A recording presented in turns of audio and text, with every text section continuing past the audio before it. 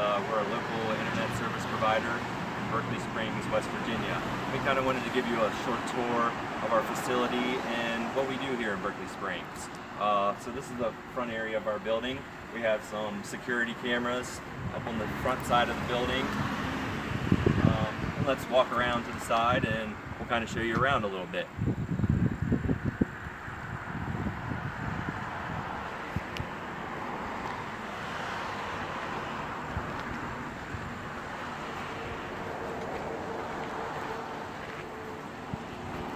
So we have some wireless antennas that we use to serve some of our customers here locally in town or whatever. They are basically a 20-foot antenna with two short radios on them. They're very small in size. They're about maybe 18 inches in diameter. And we use that to serve local businesses and residents in the local area within, currently, I would say it's about probably a half mile to 3/4 mile radius. And we'll show you kind of the back side of the building as well.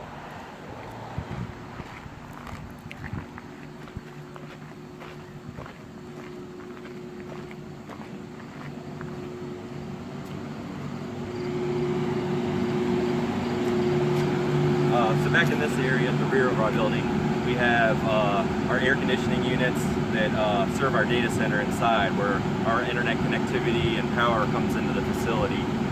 We currently have a 230 kW generator that's ran off of diesel, gasoline, and that basically will, if say we lose commercial power, it will automatically cut over and start up the generator and provide power to the facility inside, so no servers or internet access basically goes down during, say, a storm, for instance, or if the local power company has issues in the area or something similar to that. It has about a 400-gallon capacity. It will run the facility for anywhere from about 2 to 4 days before we would have to have a fuel truck come and refuel the tank. But again, most of the kind of customers that we're serving are internet websites and things of that nature, so they're very particular about having the service up and running 24 hours a day, 7 days a week, 365 days a year. So power is one of our main kind of concerns, and making sure everything's online, because we have customers all over the world. It's not just inside of the state of West Virginia or the state of Maryland or Pennsylvania or inside of the U.S. It's also other countries as well. So we'll go ahead and we'll walk inside and show you the inside of the facility.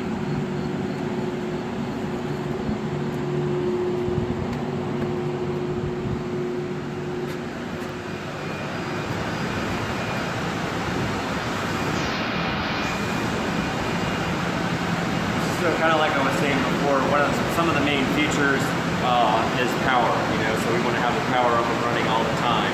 So we have two 12-ton air conditioners that basically cool all the servers in here and cool the actual facility itself as well. We, generally speaking, we run one at one time, and then we'll turn them on and off and switch from one to the other each week, let's say, for instance, just to make sure that everything in here stays cool. One of the major things that as a data center that we basically have is the servers that are in the racks of equipment. So they all use power, number one, and then you also need to cool them because they generate heat. So again, probably one of the largest things that we use is power and energy. So let me walk you around here and I'll kind of show you some of the equipment that we use.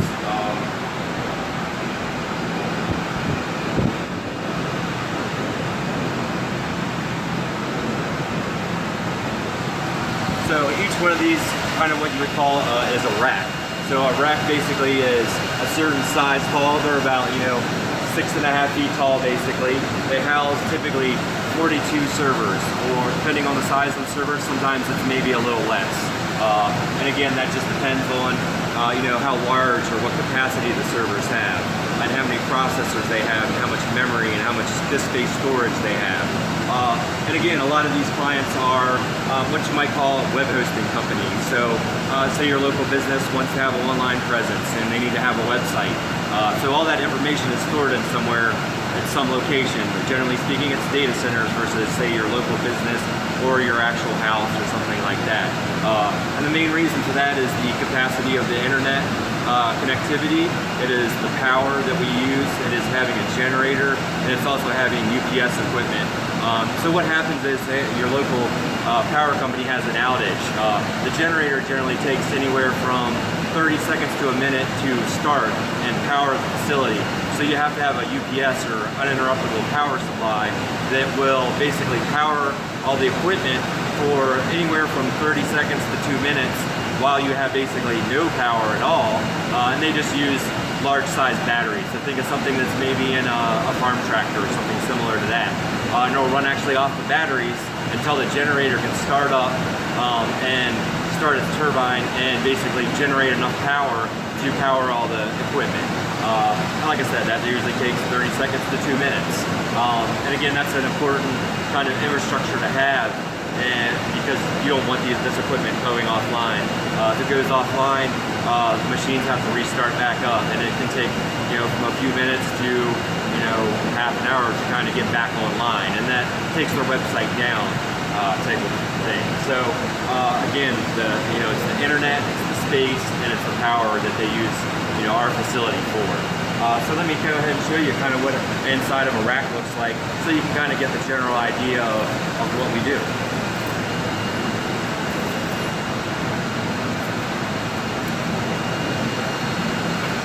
So like I was saying, you have a different amount, kind of, the rack itself is 42U in size. Each server may be 1 rack unit high, which is about like this. Or as you can see, these servers here are 2 rack units high. And basically what happens is, this area here is what you would consider a cold aisle. And in the cold aisle, this is where the air conditioning comes in, and this side is cool because the servers have fans in them, and they basically suck in cold air from the front and exhaust hot air out the back. And you basically don't want to mix hot air with cold air. You want all this air in this inside of this space to be cool. The servers also have hard drives. So think of your desktop computer or your smartphone. It has storage. And each one of these slots kind of has a hard drive in it that you might find, again, in your desktop computer. Some of them may have 1, some may have 2, some may have 4, some may have 12, 16. It really depends on the capacity of the server and what you're doing with that server and how much data you're storing. So say for example, maybe a small web hosting company may only have 1 or 2 servers, and maybe they only have a couple hard drives. Where you start getting into larger amounts of storage is somewhere like a Netflix or a Facebook or a Google, for example. They'll have hundreds and hundreds, if not thousands, of these racks in one facility, but maybe they have 10 facilities within the US. They have 10 to 50 facilities in other countries as well, because the internet's all about connectivity everywhere. It's not just inside of the United States, and the internet's the same anywhere that you go to, whether it's inside of the US or Japan or Australia or wherever it may be. Internet access is just as important to them as it is to us. So we do have customers that are in other countries that maybe have their websites hosted here, and from being able to remotely control the server, they can administrate it from anywhere in the world, and they don't necessarily have to be local. And that's one of the great things about the internet is it's not just in the US, so there's lots of business opportunity in other areas as well. So yes, basically just like I said, you can put 42 servers in here. We have several racks. We'll get the power infrastructure that we use here at the facility. What we do is, again, we have UPS power, and it's fed from these few racks down here that we'll show you right now.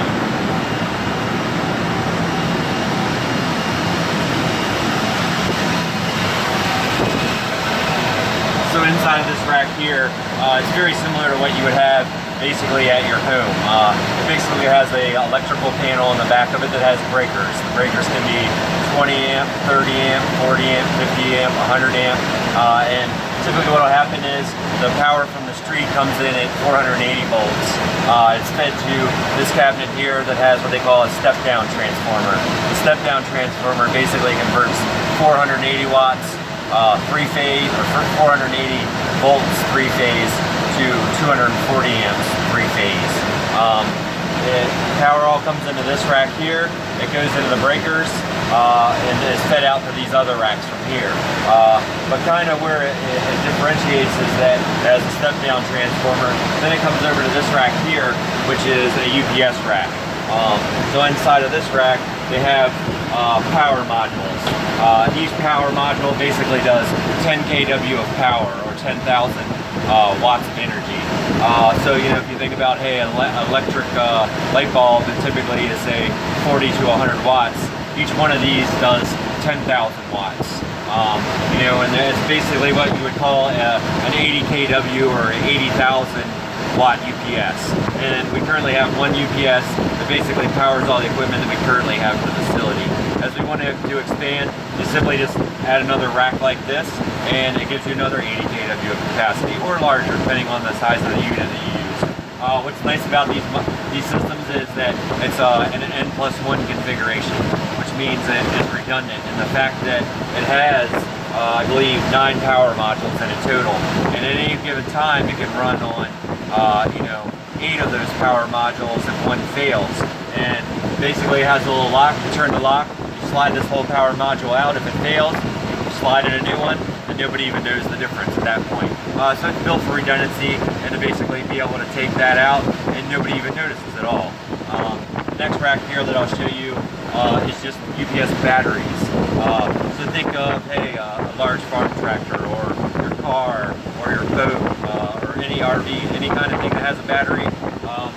It's basically inside of this rack, and it kind of works on the same principle as well, in the fact that it has removable sleds, and you can take these out and replace them, and it'll charge up those batteries when it's on commercial power. Each one of these trays has 8 smaller size batteries in it. So currently right in here now, we have half of the capacity of the batteries. And it runs, in about 5 minutes, without commercial power at all. And you only really need the batteries, again, when commercial power fails and the the generator is not yet started to power the UPS and all the other equipment.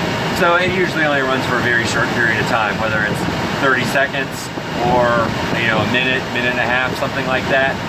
We generally speaking have the generator run a self-test once a week. It starts up and runs for a half an hour, and it actually powers the entire building and all the equipment in here for a 30-minute period.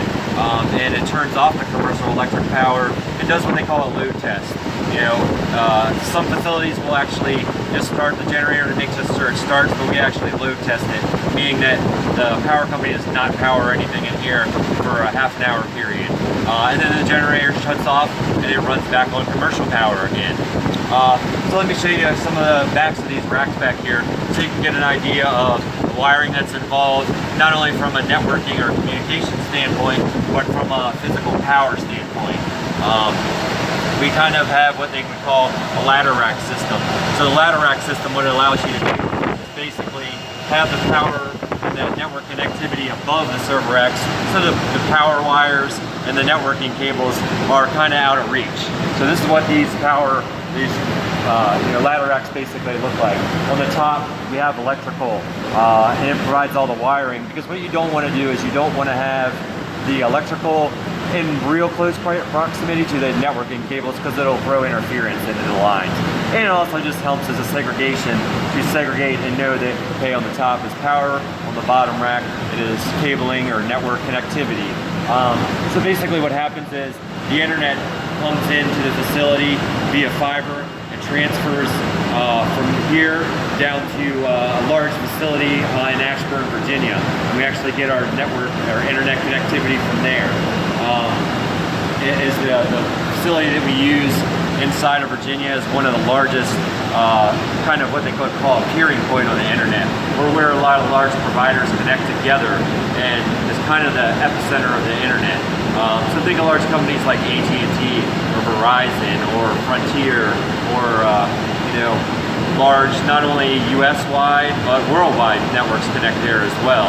And it's a kind of place, they might call it like a peering point or a meet-me kind of room, where it's the facility could be 100,000 square feet, and they just have a lot of, not necessarily servers, but networking equipment.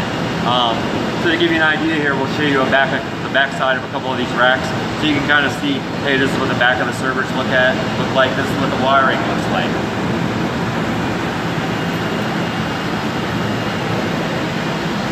Let's actually go over here, we can probably see a little better.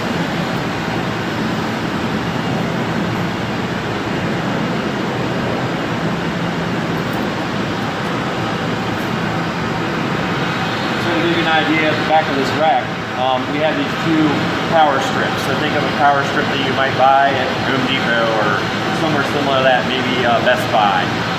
They basically have anywhere from say 8 to 24 outlets. And those outlets basically provide a power cord from the power strip itself to the actual server. Some of the servers might have one power supply, or they could have two power supplies for redundancy in case one fails.